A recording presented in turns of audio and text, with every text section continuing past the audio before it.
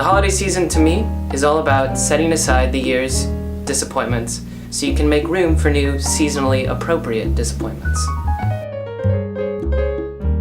It's a good reason to spend time with a lot of the family that I don't see nearly as much growing up. Most of my family's all in the area, but there's a lot of us in varying schedules, so there's not very many times that we get to get a lot of us together in a group, or some of us, just don't get to see them much more than, a few times a year. I was thinking about this just a bit, but it seems an apropos time to sort of meditate on the holidays, being that I just got back from seeing my family in South Florida, ostensibly because it was Thanksgiving. And I think my sort of opinion of the holidays has sort of changed. I think I grew up being sort of materialistic about it because my birthday is at the end of June, and that was an occasion where I would receive gifts, and then Christmas is obviously at the end of December, so they were like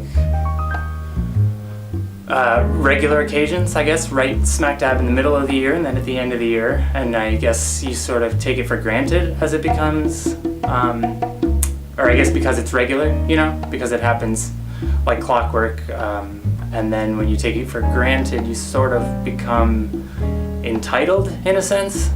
Like you don't really care what the occasion is and you don't recognize it, you just know that you're going to get toys or money, or you're gonna sort of take advantage of it without earning it really. And I think as I got older, I became sort of cynical about it, and in adolescence especially, became sort of like didn't appreciate it, was more like stood in judgment to especially like the December holidays because they have a religious connotation, but now I think it's just a really a good time to sort of visit with family, reflect on your year, but really just appreciate. I think obviously Thanksgiving, that's the notion of the thing is that you give thanks, but I think even at the because it's the end of the year, New Year's and Christmas, it's important to sort of not only recognize that like you have all these great things, but that these are things that not everybody has and that you are really, really lucky to have. And whether or not you get a bunch of good stuff, it's more that you already have a bunch of great stuff, and we're all really lucky to just be working and living, and especially now when it seems like this country in particular is so polarized. And I think it's just a great time to sort of reflect, but also really truly appreciate and maybe vocalize that appreciation to people that you love and care about.